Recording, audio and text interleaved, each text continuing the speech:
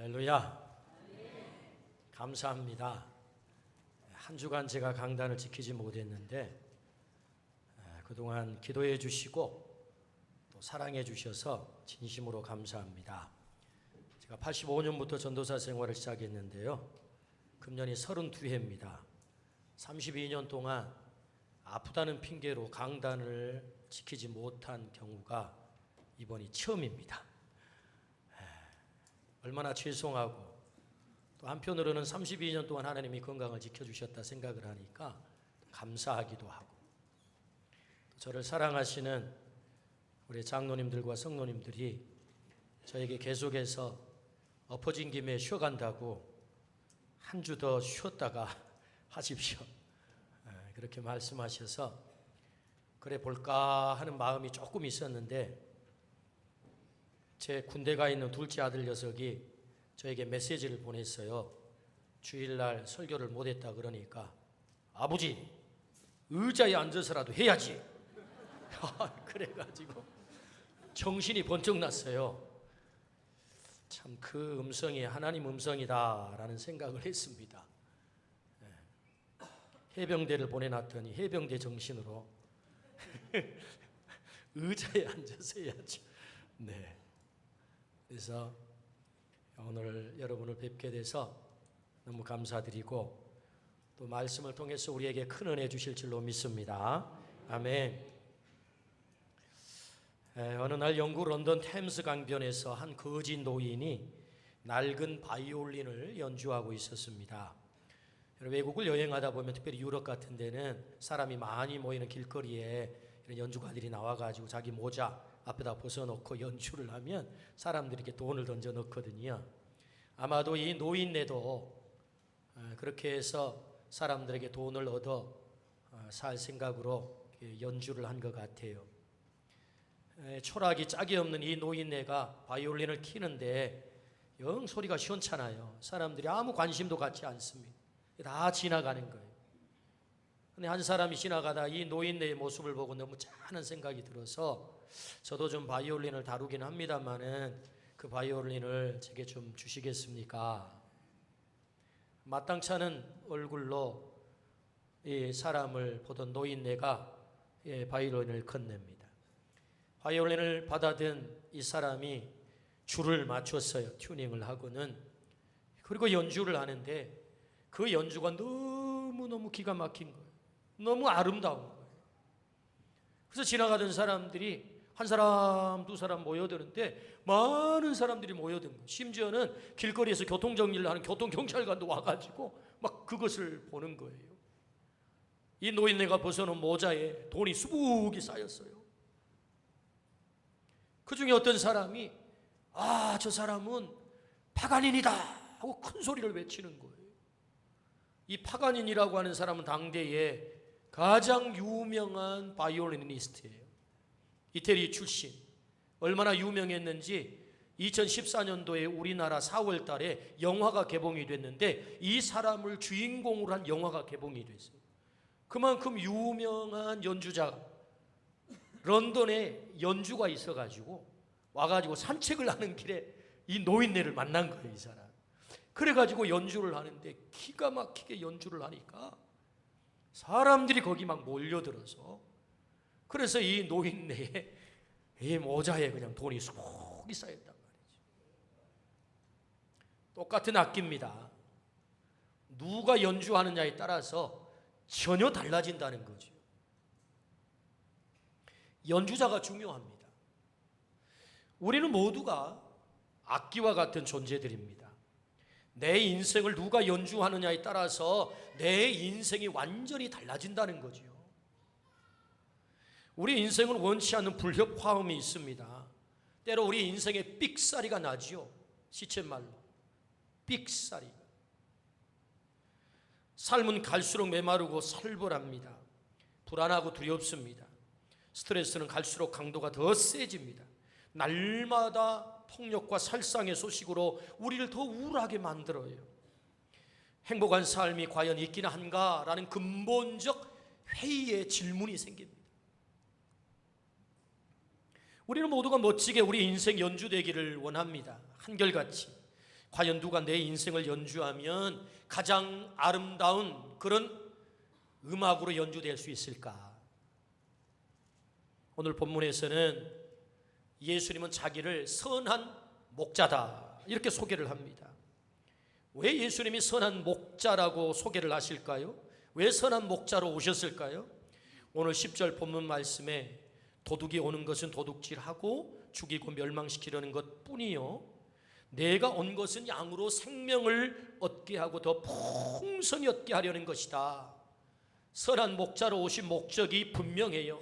생명을 얻게 하기 위해서, 더 풍성히 얻기 위해서. 다시 말하면 너의 인생을 가장 아름답게 연주하기 위해서 오셨다는 거지요. 선한 목자 되신 주님이 내 인생을 연주하면 가장 풍성한 생명 속으로 들어감을 선언하신 말씀입니다. 주님은 오늘 말씀을 통해서 더 풍성한 생명 속으로 들어가기를 원하세요. 선한 목자 되신 그분을 만나심으로, 그 선한 목자 되신 주님을 나의 목자로 고백함으로 오늘 말씀을 통해서 우리 인생이 더 풍성한 생명 속으로 들어가기를 축복합니다. 그렇다면 우리는 어떻게 선한 목자 되시는 주님의 인도를 받아 더 풍성한 생명 속으로 들어갈 수 있을까요? 첫 번째는 내가 주님의 양입니다 고백하라는 거예요. 내가 주님의 양입니다 고백하라. 이것이 첫 번째 우리에게 주신 말씀이에요. 오늘 11절에 나는 선한 목자다. 선한 목자는 양들을 위하여 목숨을 버리거니와, 나는 선한 목자라고 주님이 선언하십니다. 이 말씀은 놀라운 뜻을 담고 있어요. 여러분, 신문을 해설하신 분들이 종종 이런 말을 해요. 행간의 뜻을 읽어라. 글씨는 여러분 글로는 기록되지 않았는데 글과 글 사이에 내용이 있다는 거예요. 그게 뭐예요? 행간의 뜻이라는 거죠. 주님이 나는 선한 목자다라고 하는 이 말씀 속에 담겨져 있는 더 중요한 뜻이 있다는 거죠. 그게 뭐예요? 1차적으로는 내가 선한 목자야, 이건 글이 우리에게 말씀하는 거예요. 더 중요한 뜻은 너는 내 목자야가 선언되어 있는 겁니다. 너는 내 목자야, 너는 내 양이야. 말이 좀 잘못 나갔습니다. 너는 내 양이야. 이 말씀이 담겨 있다는 거죠. 그러니까 이 말씀, 나는 선한 목자다라고 하는 주님의 이 말씀 속에는 너는 내 양이야, 그렇게 고백하라는 주님의 메시지가 담겨 있는 거죠. 내가 너의 선한 목자가 되면 너는 반드시 내 양이 되어야 돼. 그러므로 이 말씀 속에는 제가 주님의 양입니다 고백을 촉구하는 거예요. 내가 선한 목자다. 이 놀라운 비밀을 알았던 다윗은 일찍이 이렇게 고백하지요. 시편 23편 1절 말씀에 여호와는 나의 목자시니 내가 부족함이 없으리로다. 하나님을 목자로 고백해요. 하나님을 나의 목자로 고백했다는 말은 나는 당신의 양입니다 라는 고백이지요. 이 시편 23편의 이 놀라운 시를 언제 기록했을까? 학자들의 의견은 있어요. 언제 기록이? 이때 했다 저때 했다. 그래서 어떤 학자들은요, 다윗이 사울에게 쫓겨서 광야 한복판 속에 지낼 때에 이 시를 기록했다 이렇게 말하는 학자가 있고요. 일리가 있습니다. 또 어떤 학자들은요, 사실은 다윗이 왕이 된 이후에 이 시를 기록했다라고 주장하는 학자가 있어요. 저는 후자에 동의를 합니다. 왜냐하면 원수의 목전에서 내게 상을 베풀어 주시고는 최종적 승리의 자리를 말하고 있는 거예요. 여러분, 권투 선수들이 승리해가지고 마지막 심판이 당신이 승리자야라고 손을 들어주거든요. 원수의 목전에서 내게 상을 베풀어 주시고, 이 말씀은요, 네가 오라, 네가 승리했어. 누가? 하나님이 다윗의 손을 들어주시는 장면이거든요. 언제 다윗의 손을 들어주셨겠어요? 그를 왕 되게 하셔서 그의 손을 들어주신 거죠. 그러니까 이 시는요, 사실은 다윗이 왕이 되었을 때 여호와는 나의 목자시니 내게 부족함이 없으리로다 라고 읊은 시가 시편 23편이다. 생각해보면 대단히 놀라운 고백인 것입니다. 여러분, 다윗은 왕이에요. 한 나라의 지존이에요. 그에겐 돈이 많아요. 그런 권력을 가졌어요. 막강한 군대의 힘이 있어요. 그의 삶을 평생에 안락하게 지낼 만큼 화려한 궁궐이 있어요. 안 되는 게 없어요. 자기를 스스로 얼마든지 책임질 수 있을 만큼의 능력을 가진 사람이에요. 그럼에도 불구하고 하나님 앞에 나가 하나님, 저는 미약한 한 마리의 양입니다 라고 고백했다는 거예요. 여기에 다윗의 위대함이 있는 것입니다. 다윗은 인간적으로 모든 것을 갖추었음에도 불구하고 하나님, 저는 당신의 양입니다. 여호와는 나의 목자시니 이 말 속에 어떤 뜻이 담겨 있다고요? 나는 당신의 양입니다라고 하는 뜻이 담겨 있다고요. 그는 하나님 앞에 나가서 저는 당신의 양입니다 이렇게 고백했다는 거예요. 오늘 우리에게도 이 고백이 있기를 주의 이름으로 축원합니다. 다윗이 하나님 앞에 나가 내가 당신의 한 마리의 연약한 양에 불과합니다 라고 고백하는 순간 하나님께서는 목자가 되셔서 다윗의 인생을 연주를 하시는데 가장 멋진 인생으로 연주했다는 겁니다. 다윗의 인생만큼 위대한 인생이 어디 있어요? 성공적인 인생이 어디 있어요? 훌륭한 인생이 어디 있어요? 어떻게 그래서 그의 인생이 그렇게 성공할 수 있었을까요? 그것은 목자 되신 그분이 다윗의 삶을 연주한 거예요. 하나님, 나 왕입니다. 나 힘 있어요. 내 인생 내 마음대로 얼마든지 내 능력으로 살 수 있어요 라고 껍적거리지 않고 교만하지 않고 하나님 앞에 납작 엎드려서 왕임에도 불구하고 하나님, 저는 당신의 양입니다. 이 고백이 우리의 고백이 되기를 주의 이름으로 축원합니다. 하나님 앞에 양으로 고백했을 때 하나님께서 그의 인생을 어떻게 연주해 가십니까? 여호와는 나의 목자시니 내게 부족함이 없으리로다. 그의 인생에 부족함이 없게 인도하셨어요. 뿐만 아니라 그가 나를 푸른 풀밭에 누이시며 쉴 만한 물가로 인도하시는도다. 최상의 자리로 인도했다는 겁니다. 내 영혼을 소생시키시고 날마다 그의 영혼을 하나님께서 일으켜 세워주신 거예요. 뿐만 아니라 내가 사망의 음침한 골짜기로 다닐지라도 해바람을 두려워하지 않을 것은 주께서 나와 함께 하시며 주의 막대기와 지팡이가 나를 안위하시나이다. 할렐루야. 사망의 음침한 골짜기, 어떤 인생의 사망의 음침한 골짜기에서도 하나님은 나를 건지셨습니다. 그의 인생을 연주했다는 것 아닙니까? 주께서 내 원수의 목전에서 내게 상을 차려주시고 기름을 내 머리에 바르셨으니 내 잔이 넘치나이다. 하나님, 내 잔이 넘치고 넘쳐요.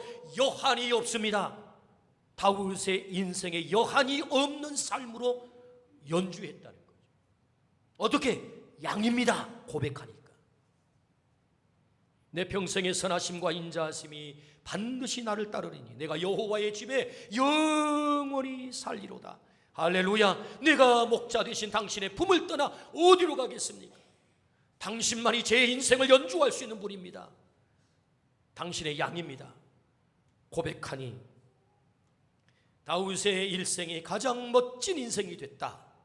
왜 이 말씀을 우리에게 들려주실까요? 나는 선한 목자다. 우리 주님이 그렇게 말씀하세요. 선한 목자라고 말씀하신 우리 주님께서 시편 23편을 아셨을까요? 몰랐을까요? 잘 아셨을 거라. 왜냐하면 복음서를 보면은요, 예수님께서 공생애를 시작하기 전에 40일 동안 금식 기도를 하고 사단이 유혹을 받아가지고 야, 이 돌로 떡덩이 되게 하라 라고 사단이 와서 유혹할 때 주님이 어떻게 하시죠? 신명기 8장 3절의 말씀, 사람이 떡으로만 살 것이 아니요 하나님의 입에서 나오는 말씀으로 살 것이니라 라고 하나님의 말씀을 그대로 인용해서 사탄을 물리치는 걸 보면 하나님의 말씀에 정통하고 계세요. 자유자재로 구약의 성경을 인용하실 만큼 우리 주님께서 성경을 잘 아세요. 믿습니까? 그러므로 여러분 시편 23편을 얼마나 잘 알았겠어요? 하나님께서, 예수님께서 시편 23편을 너무너무 잘 알고 있는 거예요. 그래서 다윗이 고백한 여호와는 나의 목자시니 이 고백을 예수님도 너무 잘 알고 계셨을 거예요. 그 예수님께서 나는 선한 목자다 라고 자기를 계시하심은 다분히 의도성을 갖고 있어요. 어떤 의도성? 그 목자가 바로 나야 이 얘기거든요.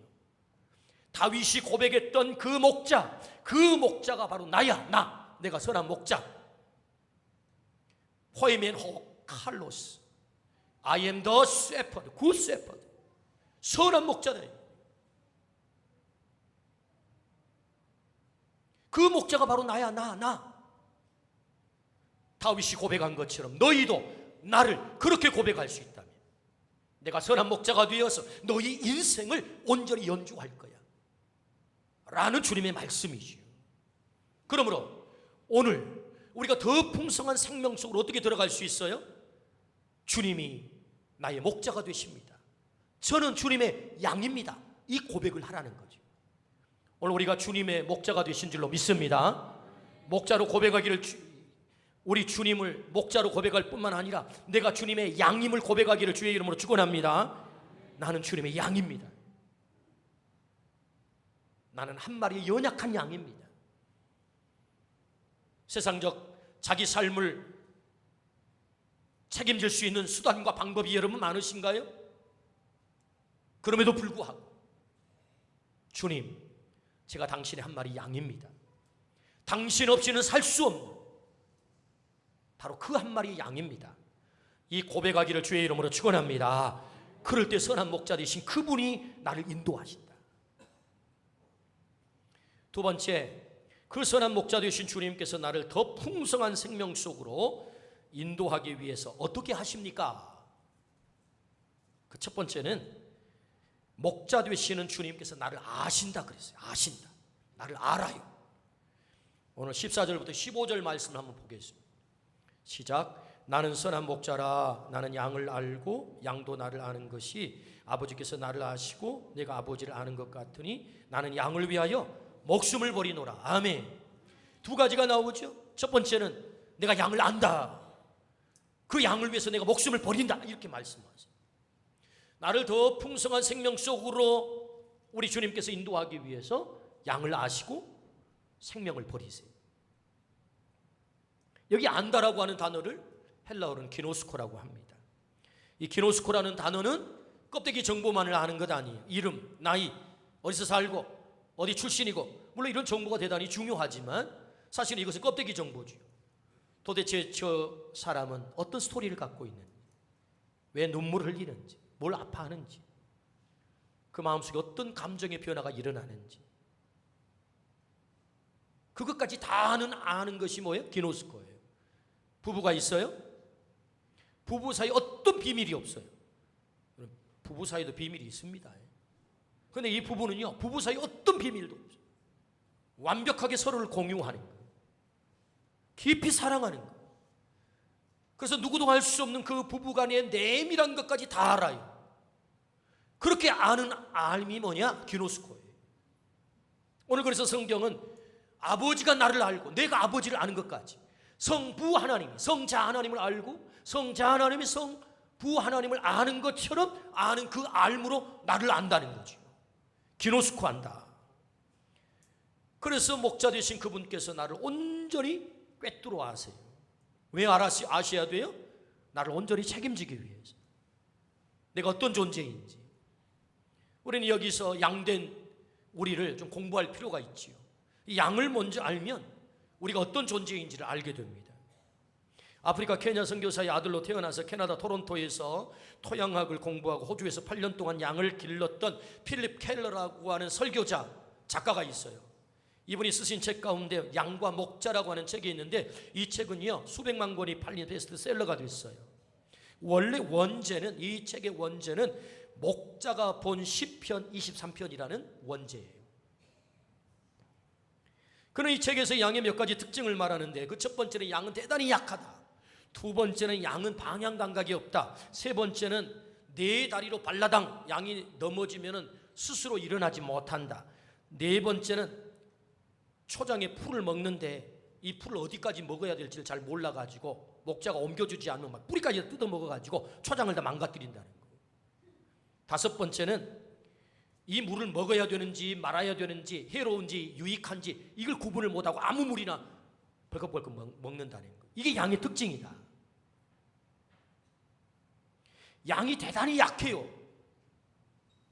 자구책이 없어요. 양은요 자기 스스로를 지킬 만한 어떤 능력도 없어요. 사실은 웬만한 초식동물은요 다 자구책을 갖고 있습니다. 여러분 동물의 왕국이라는 다큐멘터리를 아마 즐겨보실 것입니다. 여러분 아프리카 초원에요 보면 뭐 가젤, 뭐 임팔라, 스프링복이라고 하는 이런 초식 동물들이 있어요. 다 사슴과들이거든요. 거기에 이 스프링복이라고 하는 이게 이제 동물이 있는데요. 여러분, 이 동물은요, 이름이 스프링이에요. 스프링. 얼마나 팔딱팔딱 잘 뛰는지, 자기 몸에 3배에서 5배를 뛴다는 거예요. 점프를 하면은. 얼마나 빠른 다리를 가졌느냐 하면은, 치타가 아프리카 이제 초원에서 보통 이런 걸 사냥하면서 사는데요. 치타가 시속 113km를 달린대요. 113km, 어마어마한 속도잖아요. 그런데 이 스프링복이 치타가 쫓아와도 도망을 치는 거예요. 못 잡는 거예요. 그러니까 어마어마하게 빠른 다리를 갖고 있는 거죠. 그러니까 웬만한 초식 동물은요, 자구책이 있어요. 빠른 다리. 여러분, 동물의 왕국에 보면 이런 동물이 나와요. 제가 몸짓으로 할 테니까 무슨 동물인지 한번 맞춰보세요.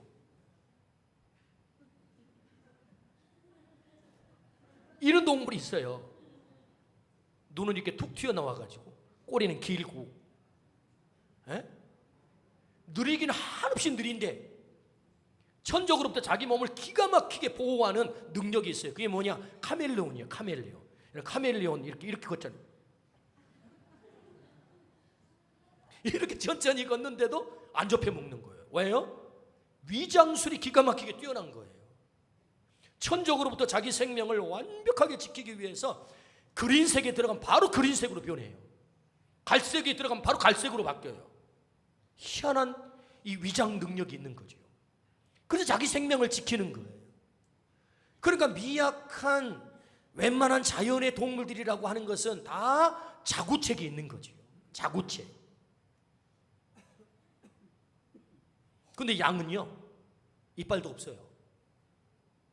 빠른 다리도 없어요. 구멍으로 들어가는 재주도 없어요. 그렇다고 무슨 위장술이 있는 것도 아니에요.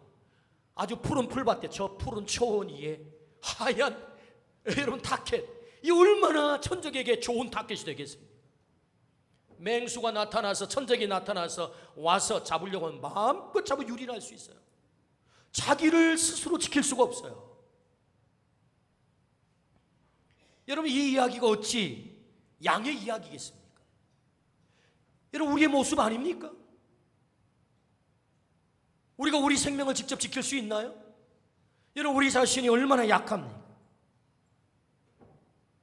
제가 새벽같이 전화를 받았어요. 제가 서울 영락교에서 사역을 할 때입니다. 고려대학교 안암동에 있는 고려대학교 병원에 손살같이 찾아갔어요. 그런데 60대신 서울대 교수님이신 윤 집사님께서 누워 계시더라고요. 제가 손을 잡고 기도했어요. 눈물을 줄줄 흘리시는 거예요. 정말 능력 있는 교수님이시고요. 아들 며느리가 고대 다 의사들이에요. 그런데도 불구하고 내려 올라가는 혈관 하나 터지니까, 아침 운동하다가 혈관 하나 떡 터지니까 쓰러진 거예요. 이게 인간의 모습이에요. 강한 것 같아 보이지만 너무 약한 거예요. 제가 20대와 겨를만큼 제 건강을 자랑했어요. 이래봐도 내가 20대랑 같이 축구를 해도 농구를 해도 뭐 해도 해볼 수 있습니다. 참 만용이었죠. 근육 한 가닥 딱 이상이 오니까 한 달 동안 꼼짝마예요. 너 꼼짝마. 세상에 근육 한 가닥 고장 나니까요, 아무것도 못해요. 이게 인간의 모습이죠. 정말 약하죠. 우리의 육신도 약할 뿐만 아니라 우리의 정신 또한 얼마나 약합니까? 내 쇠포 하나 고장 나 보세요. 아들이 찾아가도 아저씨 누구세요? 그래요. 몰라봐요. 딸이 찾아가도 아줌마 누구예요? 그래요. 이게 인간의 모습이에요.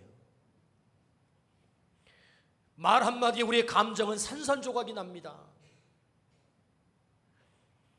오늘 10절 본문에 도둑이 오는 것은 도둑질하고 죽이고 멸망시키려는 것뿐이요. 우리의 영혼을 도둑질하는 도둑이 있어요. 그래서 우리의 영혼을 한없이 파멸시키지요. 우리가 살아가는 세상에 이 도둑들이 얼마나 많습니까? 그래서 무참하게 우리를 유린하는, 그래서 우리는 속수무책 당할 수밖에 없는 그런 약한 존재가 우리라고요. 이렇게 약한 우리를 선한 목자 되신 그분이 기로스코한대요. 아신대요. 사람들은 너를 몰라줘도 나는 너를 알아. 너의 눈물을 알고 너의 슬픔을 알고 네가 왜 화내는지를 알고 내가 너를 알아. 주님이 아신대. 왜 아세요? 우리를 완벽하게 책임지기 위해. 그래서 여러분, 어떻게 우리를 더 풍성한 생명 속으로 들어가는 거예요? 아실 뿐만 아니라 오늘 성경 이렇게 말씀하세요. 우리 같이 한번 읽어보실까요? 11절입니다 11절 시작. 나는 선한 목자라. 선한 목자는 양들을 위하여 목숨을 버리거니와. 목숨을 버리는 거예요. 양을 아니까. 양이 얼마나 약한지.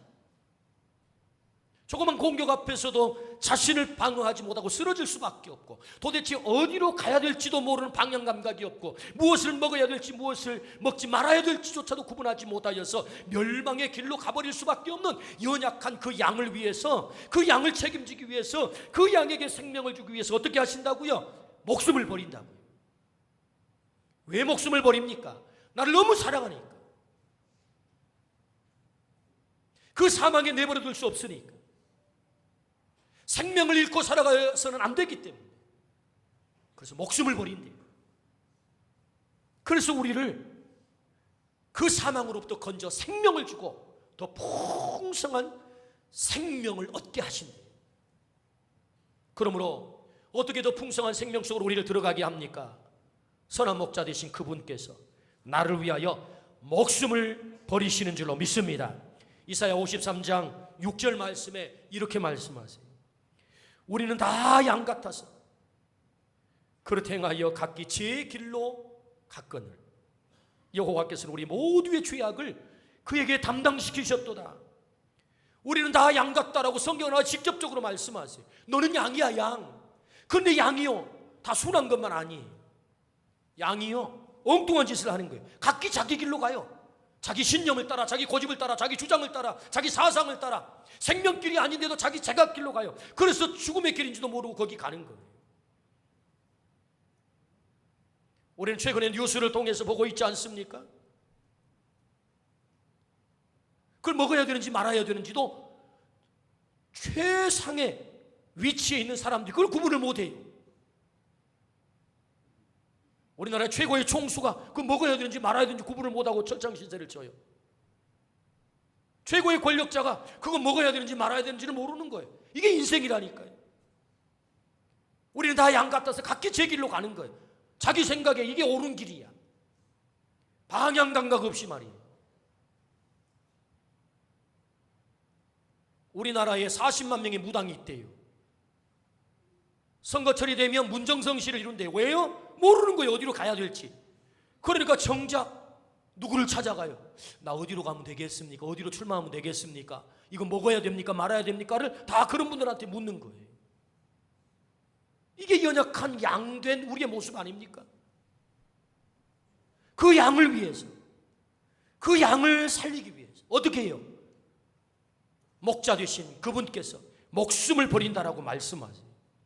여호와께서는 우리 모두의 죄악을 그에게 담당시키셨도다. 네가 담당해라. 저 죽어가는 생명을 네가 담당해야 돼. 하나님께서 그에게, 그가 누구시죠? 선한 목자 되신 예수님께 그 생명을 맡기셔서 담당시키셨다는 거예요. 그래서 그분께서 나를 위하여서 생명을 버리세요. 오직 양으로 하여금 생명을 얻고 더 풍성히 얻게 하기 위해서 포기할 수 없는 목자 되신 주님의 사랑이죠. 이 사랑을 깨닫기를 축복합니다. 나를 위해서 목숨을 던져요. 왜 목숨을 던집니까? 마지막 가장 귀한 목숨까지 던져서 나를 사랑하는 거죠. 그 양이 어떤 허물이 있든지, 어떤 상처가 있든지, 어떤 냄새나는 일을 했든지, 과거에 어떤 일을 했든지 그거 묻지 않고 나는 너를 위해서 내 목숨까지 버려 너에게 생명을 얻게 하고 더 풍성히 얻도록, 그래서 나의 생명을 너를 위해서 던진다. 이 놀라운 목자의 사랑, 아는 것으로 끝내지 않는다는 거죠. 생명을 던져서까지 나를 사랑하시는 목자의 사랑임을 믿습니다. 아멘. 그래서 여러분, 십자가가 뭐예요? 십자가는 어디로 가야 할지 모르는 인생을 위한 이정표예요. 야, 십자가 따라와야 너 살아. 십자가에서 우리에게 생명을 주셨어요. 우리의 질고를 가져가시고 우리에게 건강을 주시고 우리의 불행을 가져가시고 우리에게 행복을 가져주시고 우리의 사망을 가져가시고 우리에게 생명을 주신 그 자리가 뭐예요? 십자가예요. 십자가는 이정표예요. 십자가를 보고 나를 따라와. 목숨을 던져서까지 우리의 이정표가 되신 거죠. 여기에 생명이 있고 여기에 너의 살 길이 있다. 그렇게 해서 우리에게 주신 더 풍성한 삶이 어떤 삶인가요? 성경을 통해서 전체를 정리해 보면 이렇습니다. 우리에게 주시기를 원하셨던 그 더 풍성한 삶, 선한 목자가 우리에게 주신 더 풍성한 삶, 첫 번째는 죄와 사망의 법에서 우리를 해방시키셨어요. 아멘. 두 번째는 새로운 피조물이 되게 하셨어요. 아멘. 세 번째는 하나님을 아빠 아버지라 부르게 하셨어요. 네 번째는 자녀의 권세를 누리게 하셨어요. 다섯 번째는 죄로부터 자유를 얻게 하셨어요. 여섯 번째는 신의 성품, 하나님의 성품에 참여하게 하셨어요. 일곱 번째는 어떤 환경 속에서도 자족함을 배우게 하셨어요. 여덟 번째는 영원한 하나님의 나라, 천국의 삶을 이 땅에서도 살게 하신 거예요. 그것이 우리를 위하여 더 풍성한 삶을 누리게 하시는, 목숨을 버려서까지 우리에게 주신 더 풍성한 삶이에요. 이 삶의 축복이 있기를 주의 이름으로 축원합니다. 이 삶 속에 우리를 들어가기 위해서 나를 아시고 나의 약함을 아시고 나의 부족함을 아시고 그 부족한 나를 위해서 목숨을 선한 목자 되신 주님이 던지셨다. 주님은 우리에게 오셨어요. 그리고 선언하세요. 나는 선한 목자다. 이 말씀 속에는 너는 내 양이야. 너 양으로 고백할래? 이렇게 말씀하시는 거예요. 주님 앞에 양으로 고백하기를 주의 이름으로 축원합니다. 내가 양으로 고백하는 순간 선한 목자 되신 그분께서 내 인생을 연주해 가세요. 정말 멋지게 더 풍성한 삶, 생명 속으로. 그러므로 양된 우리에게 중요한 사명이 주어졌어요. 어떤 사명이에요? 첫 번째는 목자의 울타리 안에 있어야 돼요. 목자의 품 안에 있어야 돼요. 목자의 품을 떠나면 멸망이에요. 죽음이에요. 거기 맹수와 이리가, 도둑이 강탈한다고 말씀하세요. 그러므로 목자 되신 그분의 품 안에 있기를 주의 이름으로 축원합니다. 두 번째 사명이 있어요. 그것은 목자의 음성을 들어야 돼요. 도대체 나의 목자 되신 그분께서 내게 뭘 원하시는지 음성을 날마다 들어야 돼요. 왜 우리를 이 자리로 부르신가요? 그 목자의 음성을 들려주시는 거예요. 왜 우리가 하나님의 말씀을 읽어야 되나요? 목자의 음성을 들어야 되는 거예요. 목자 되신 주님, 제가 오늘 어디로 가야 돼요? 누구 만나야 돼요? 그 만나도 괜찮아요? 그 해도 괜찮아요? 물으십시오. 그분이 나에게 음성을 들려줄 때까지. 그분의 음성이 들려오면 그때 행동하십시오. 그때 우리의 인생의 가장 멋진 인생이 펼쳐질 것입니다. 목자의 음성을 들어야 돼요. 여러분 들으시기를 축복합니다. 내 고집을 내려놔야 들려요. 내 신념을 내려놔야 들려요. 왜 주님의 음성이 있는데도 불구하고 내가 주님의 음성을 못 듣는 줄 아십니까? 내 고집이 나를 지배하고 있는 거예요. 저는 우리나라에 벌어지는 여러 가지 비성경적 일로 인하여서 논쟁이 벌어지고 공격을 하고 서로 간에 마음이 갈라져 있는 여러 가지 것들을 보면서 그 알량한 지식을 가지고 내가 성경을 지배하려고 해요. 그러니까 갈등이 찾아오고 논쟁이 있는 것입니다. 우리의 이성을 내려놓고 우리의 주장을 내려놓고 성경이 나를 지배해야 될 줄로 믿습니다.